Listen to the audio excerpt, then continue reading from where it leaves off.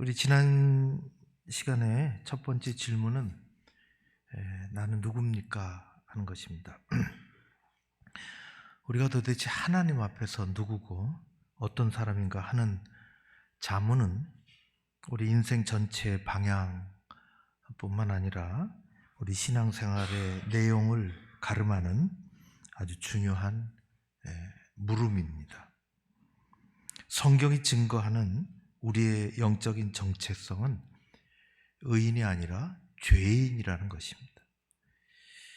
이 시대에 사는 누구에게도 죄인이라고 들이대면 싫어합니다. 그러나 성경은 이것을 에둘러 말하지 않습니다. 마지못해 말하는 것도 아닙니다. 대놓고 얘기합니다. 너는 죄인이라. 명확하게 말씀하십니다. 우리는 전능하신 하나님 아버지의 자비와 긍휼로 인하여 구원받은 죄인입니다. 좋으신 하나님은 우리를 예수 십자가로 받아주셨기에 하나님의 백성이 되었습니다.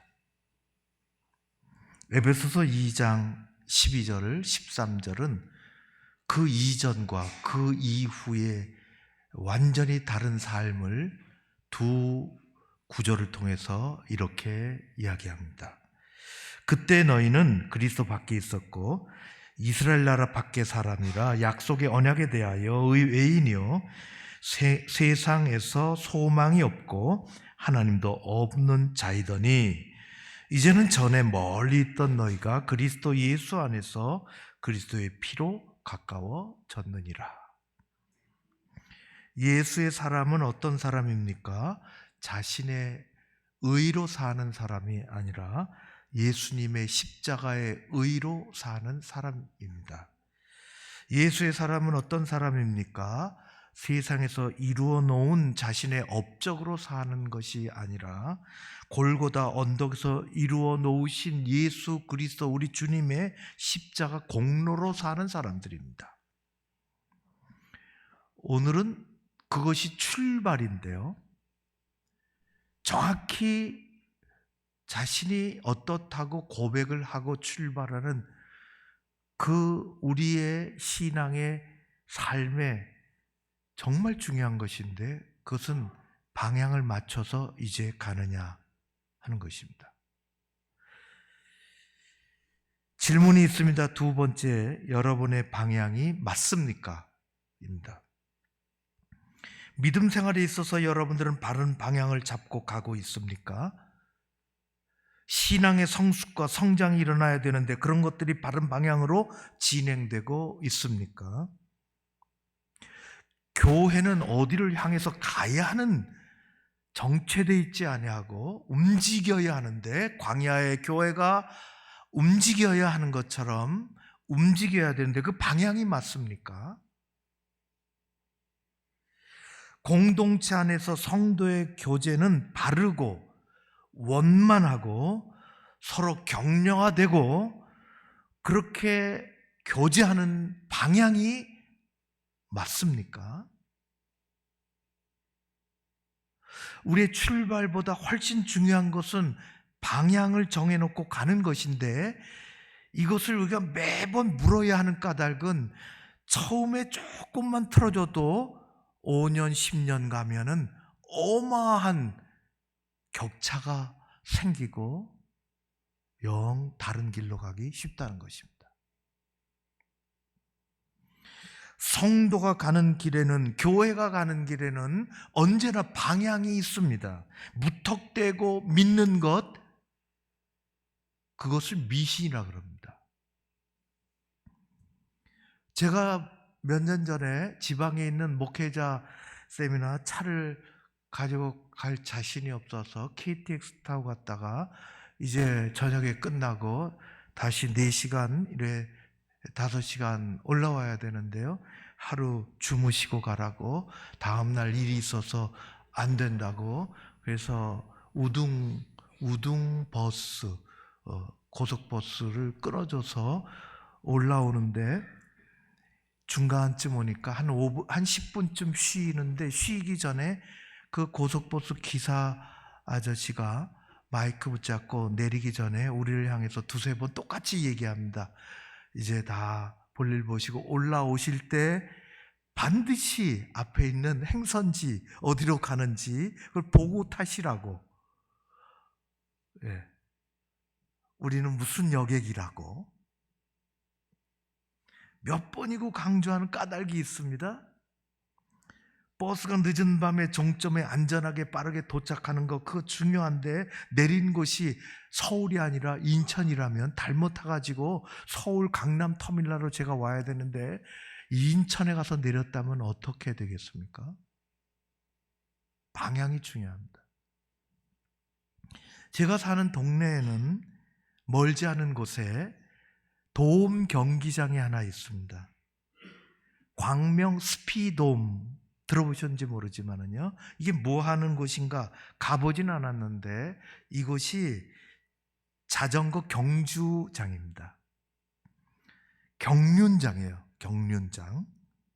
저 과천에 가면은 말들이 달리는 경마장이 있습니다. 저 미사리에 가면은 경정 경기장이 있습니다. 모터보트가 달리는 곳입니다. 영암에 가면 내노라는 자동차들이 냅다 달리는, 굉음을 내고 달리는 F1 경기장이 있습니다. 이들의 공통점은 뭘까요? 사람들이 꾸역꾸역 때가 되면 찾아가는데요. 뭐 하기 위해서? 돈 내게 하기 위해서. 뭐로? 기준이 뭘까요?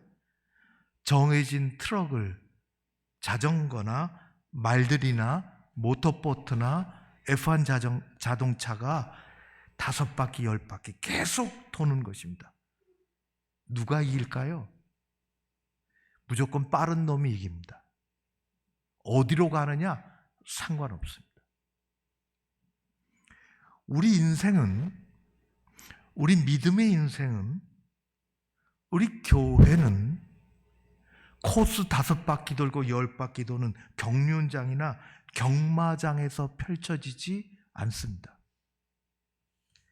우리 믿음 생활도, 우리 인생도 얼마나 빠르냐, 느리냐, 속도가 아니라 방향이 얼마나 잘 잡혀 있느냐가 훨씬 중요합니다. 시계도 우리가 살아가는데 필요하지만, 중요하지만 시계보다 훨씬 중요한 것은 방향을 가르쳐주는 나침반입니다.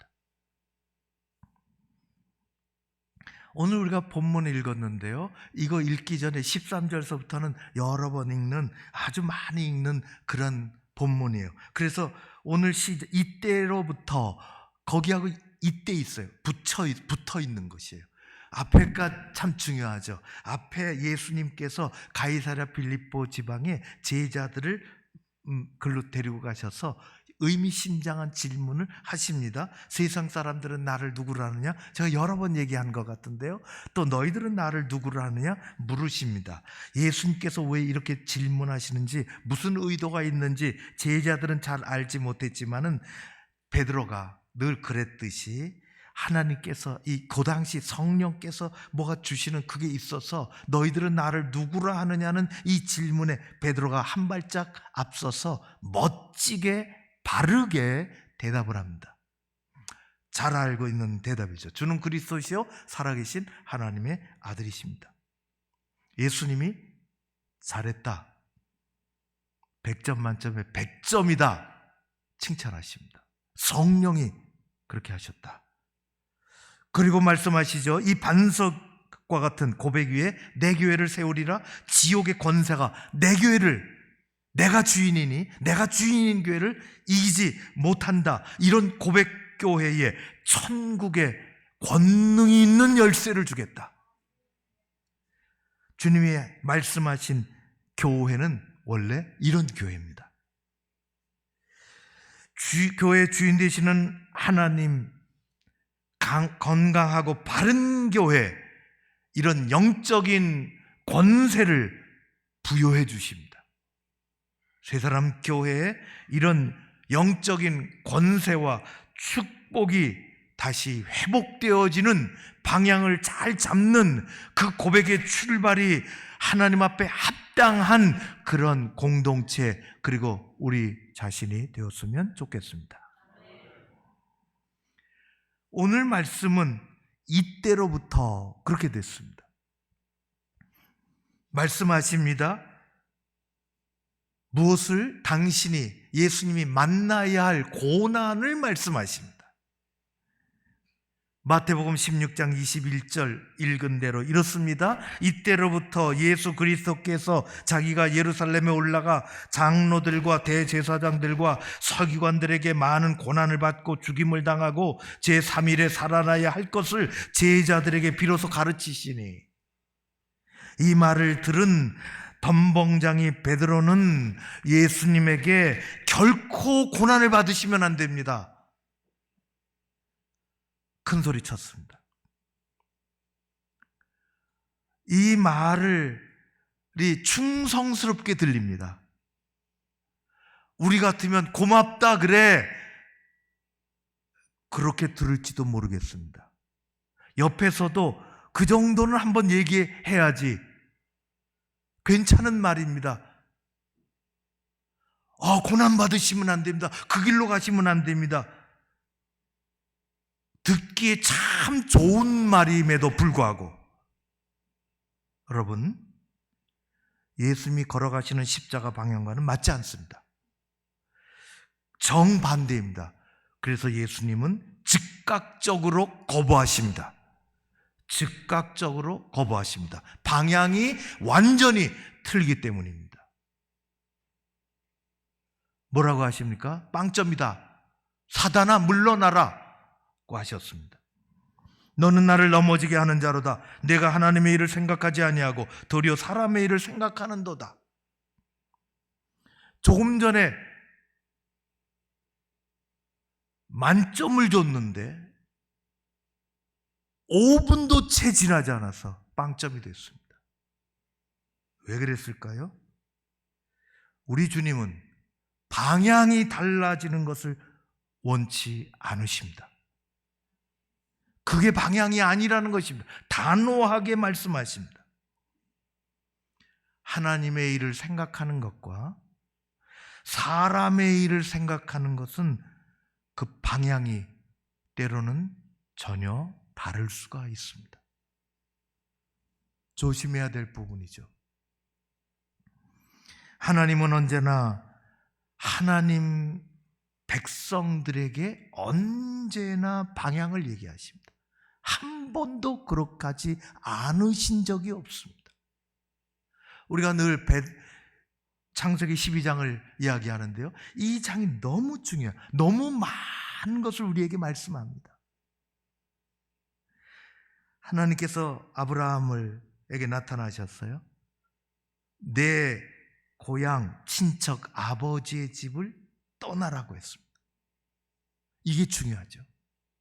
말씀을 따라서 자기가 지금까지 살았던 삶과 터전과 근거를 떠납니다. 위대한 출발입니다. 정말 위대한 출발입니다. 그런데 더 중요한 게 뭔지 아십니까? 어디로 가느냐 하는 것입니다. 하나님은 그래서 이어서 말씀하십니다. 고향, 친척, 아버지의 집을 떠나 내가 내게 지시할 땅으로 가라. 하나님이 원하시는, 말씀하시는 그곳으로 가라고 합니다. 그게 방향입니다. 어디든지 상관없습니다. 하나님이 지시하는 방향으로 가는 게 그게 방향입니다.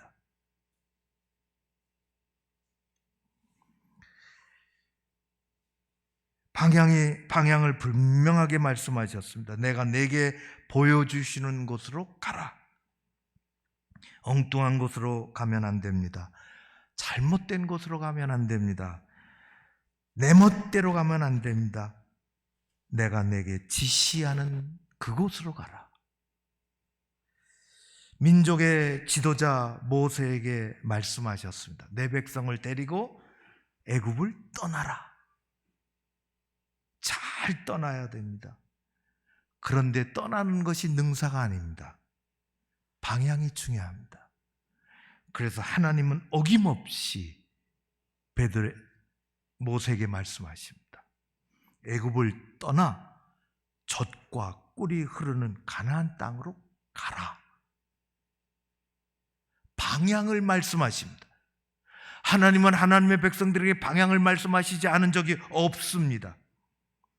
40년 광야 생활 동안 모세는 많은 일들을 경험합니다. 지독한 불신앙, 그리고 이 신앙을 잃어버린 사람들의 불평, 불만, 더 나아가서 방해 공작. 그러나 끊임없이 그런 것을 이기고 갈 곳이 정해져 있기에 약간은 비틀거리고 약간은 늦어진다 할 수 있어도 계속해서 한 방향으로, 그쪽으로 끊임없이 가는 것입니다. 방향이 중요합니다. 하나님께서 무슨 일을 계획하시고 행하실 때 그 방향을 정해주시고, 방법은 뭐냐? 사람을 택하신다는 것입니다. 그리고 택하신 사람에게 맡기신다는 것입니다. 그리고 택하신 사람에게 그 방향을 일러준다는 것입니다. 잊지 말라고. 그래서 이끄는 사람이 정말 중요합니다. 유치원 여기 나가다 보면 유치원이 있어요. 유치원 원장님도 어디 저 애들 데리고 지금 좀 춥지만은 따뜻한 봄날에, 단풍 피는 가을날에 애들 데리고 어디 저 야외로 가려고 그래도 답사하고, 어디로 갈지 애들은 다 몰라도 유치원 원장과 선생님은 갈 곳을 압니다. 자동차가 지나가 어떻게 가야 되고, 빨간 불이 있으면 좀 서야 되지만 어디를 가야 될지를 압니다. 애들 데리고 나서 어디로 가지? 그런 사람 없습니다. 방향이 중요합니다. 믿음의 시작을 위해서 아브라함을 택하시고 맡기시고 방향을 얘기해 주셨습니다. 길 잃은 백성들을 이스라엘에서 나오게 하시려고 모세를 부르셨으며 방향을 정확하게 얘기해 주셨습니다. 딴 데로 가면 안 된다. 그들은 광야 길 끝에서 가나안 땅을 들어보내시기 위해서 하나님은 여호수아를 부르시고 어떻게 해야 된다, 어디로 들어가야 된다 말씀해 주셨습니다. 예수님이 오셔서 가장 먼저 하신 일이 뭔지 아십니까? 당신의 끝까지 방향이 어떤 것인가를 가르쳐주기 위해서 사람을 택하십니다. 그들이 하나님의 일을 하기 위해서 방향을 잃지 말아야 합니다. 예수님 그래서 오늘 말씀하십니다. 16장 24절, 아무든지 나를 따라오려거든 자기를 부인하고 자기 십자가를 지고 나를 쫓을 것이니라. 그게 방향입니다. 주님은 빨리 오라고 사람을 재촉하거나 시간 없다고 뭐라고 하지 않으셨습니다. 언제나 시간을 말씀하지 않고 나를 따르라고 하셨습니다. 세관에 앉아있는 마태를 보시고 만나시고 나를 따르라고 하셨습니다. 방향을 얘기하셨어요. 바닷가에서 그물을 다듬고 있는 시몬 베드로를 만나셔서 나를 따르라고 하셨어요. 마지막 때가 되어 지금 제자들에게 다시 말씀하십니다. 자기 십자가를 지고 나를 따르라고 하셨습니다. 우리의 신앙생활, 우리 교회 생활의 방향은 주님을 바라보는 것이고 주님을 따르는 것이고 하나님의 말씀, 그걸 붙잡고 또 들여다보고 또 읽어보고 또 들어보고 또 찾아보고 그 방향을 잃지 않았는지, 하나님을 잃어버리지는 않았는지, 주의 말씀이 아직도 들리는지, 그 방향이 맞는지, 우리는 그렇게 방향을 점검해야 하는 것입니다. 바른 믿음의 사람들은 하나님의 마음을 가지고 하나님의 뜻을 쫓아가려고 하는 사람들입니다. 얼마나 빠르냐?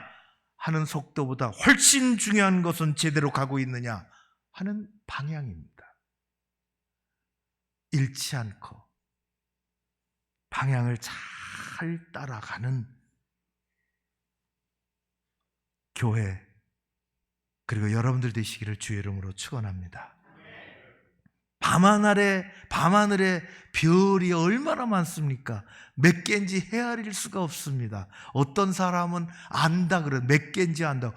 들어보니까 92개래요. 세 볼 수가 있나 확인이 안 돼요. 어떻게 해서 92개가 됐냐고 제가 물어봤더니 어느 젊은이가 밤하늘에 별을 세다가 너무 많아서 헤아리다가 잃어버리고 헤아리다 잃어버리고 목도 아프고 지나가는 할아버지 붙잡고 밤하늘에 별을 세는데 목이 아파서 다 못 세겠어요. 어떻게 할까요? 할아버지가 얘기하시기를, 젊은이 그걸 어떻게 다 세나, 그만두게. 그랬던 게 나중에 92개가 됐다 그럽니다. 모든 별들이 다 움직입니다. 그러나 움직이지 않는 별이 하나 있습니다. 북극성입니다. 사막의 길을 가는 나그네는 길을 잃지 않기 위해서 매일 밤 북극성을, 밤하늘에 빛나는 그 별을 바라보고 가는 것입니다. 예수님은 밤하늘과 같은 이 세상을 살아가는 교회, 우리가 길을 잃지 않기 위해서 바라봐야 하는 북극성이십니다. 예수님이 우리의 방향이 되십니다. 교회 나침판이요 밤하늘의 북극성이십니다. 그래서 믿는 이들은 믿음의 방향을 잃어버리지 않도록 성경의 말씀을 읽고, 그래서 성경 가까이 읽고 덮어놓고 신앙생활하는 거죠. 펼쳐놓고 신앙생활해야 돼요.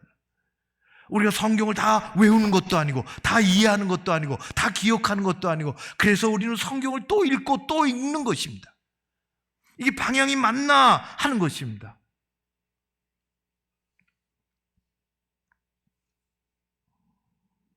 하나님의 말씀에 귀를 기울이지 않으면, 하나님 앞에서 기도의 입을 열지 않으면 우리는 방향을 잃어버리기 아주 쉽습니다. 세상은 우리를 현혹해 하고 어려운 일들이 너무 많아 우리는 그 방향을 아주 쉽게 잃어버립니다. 자신의 일에 몰두하다 보면, 또 세상에서 어떤 어려운 일을 만나게 되면 우리는 그만 그 방향을 잃어버립니다. 우리는 교회 안에서 그래서 믿음이 배제된 사람의 일을 경계해야 합니다. 말씀에 귀를 기울이지 않는 사람의 일을 경계해야 합니다.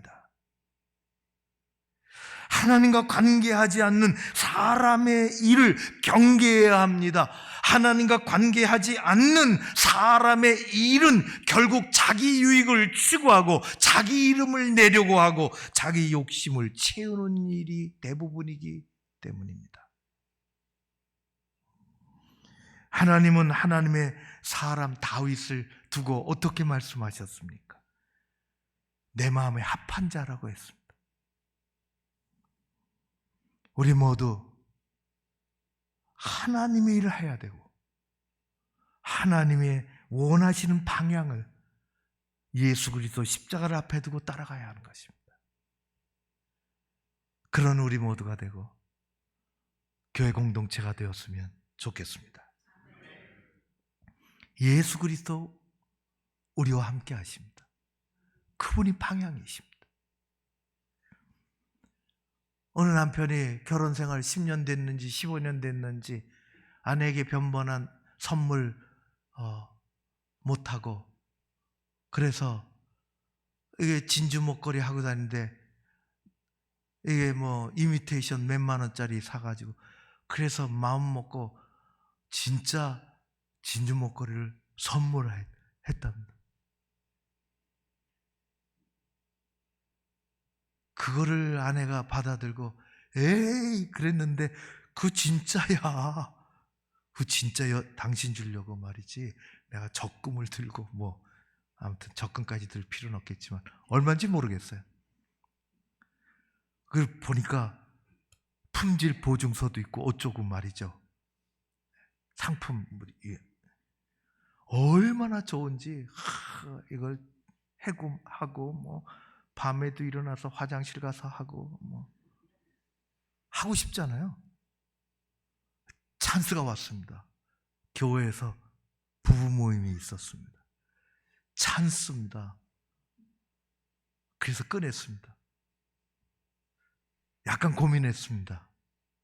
그러다가 이거는 너무 아깝고 가다가 또 어떻게 기스가 나면 안 되고 또 어떻게 또 끊어지면 안 되고 뭐 생각이 그래서 괜찮아.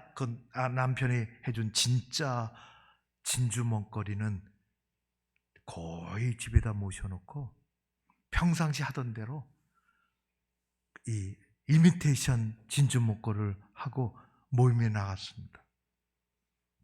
가만히 쳐다보고 있던 이 집사님이 목걸이를 그날따라 유심히 보더니 한마디 합니다.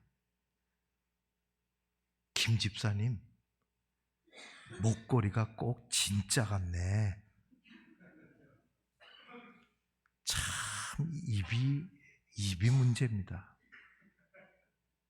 그런 말 들으면 기분 좋을까요?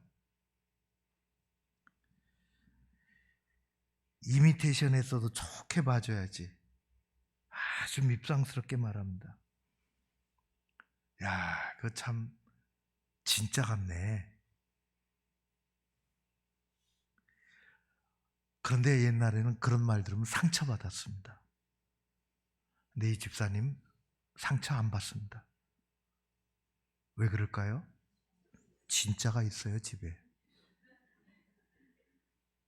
진짜가 집에 있습니다. 남편이 사다 준. 상처받지 않습니다. 아무렇지도 않습니다. 진짜를 소유한 사람은 시시한 일에 상처받지 않습니다. 고린도 후서는 4장에서 이렇게 얘기합니다.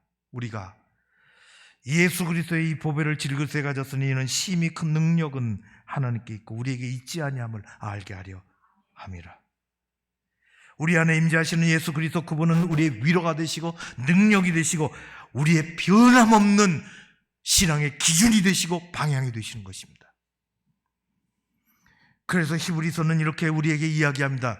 이러므로 우리에게 구름같이 둘러싼 허다한 증인들이 있으니 모든 무거운 것과 얽매기 쉬운 죄를 벗어버리고 인내로써 우리 앞에 당한 경주를 하며 믿음의 주요 또 온전하게 하시는 이인 예수를 바라보자. 예수님 바라보고 뛰어라 하는 것입니다.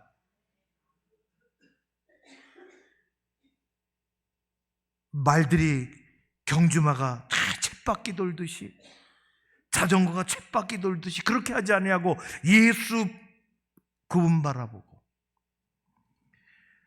성도 여러분, 세상이 분주하고 복잡하고 세상에서 잡다한 소리가 많이 들려올 때에 우리는 조용히 말씀을 펴놓고 기도하며 믿음의 방향을 잃어버리지 않고 현혹되지 않기 위해서 주님의 음성에 귀를 기울여야 하는 것입니다. 그런 여러분들 되시기를 바랍니다.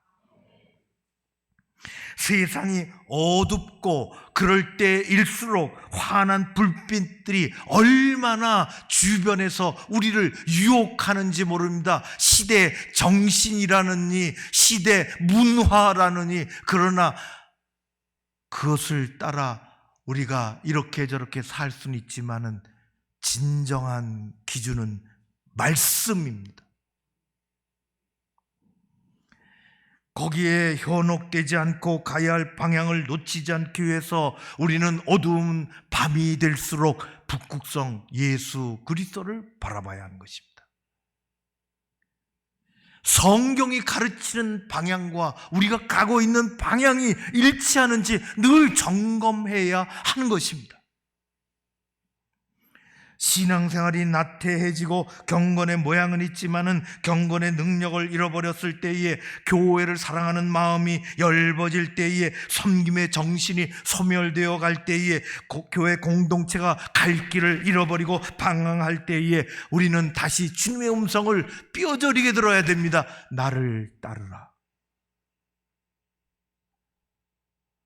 그럴 때 우리는 길을 잃어버리지 않고 우리 하나님께 맡겨주신 일들, 하나님께서 맡겨주신 일들을 잘 감당해 나갈 수 있습니다. 우리가 그렇게 나가면, 우리가 방향을 또 구하면 성령께서 선한 길로 힘주시고 도와주시고 합력해 선을 이루도록 만들어주실 줄로 믿습니다. 출발이 중요합니다. 출발의 고백이 내가 어디서부터 있었고 내가 어떤 사람이었는데 하나님이 어떻게 나를 불러주셨는지를 아는 것이 너무 중요하고, 그리고 남은 세월 그 방향이 잘 정해져서 틀리면 또 수정하고 틀리면 또 고치고 방향을 정하고 마침내 하나님께서 원하시는 그곳까지, 그곳을 희망의 항구라, 소망의 항구라 시편에서는 그렇게 얘기했습니다. 교회 공동체가 여러분들이 개인적으로 그렇게 같이 나아가는 여러분의 신앙의 삶에 승리가 있기를 주의 이름으로 축원합니다. 고마우신 아버지 하나님을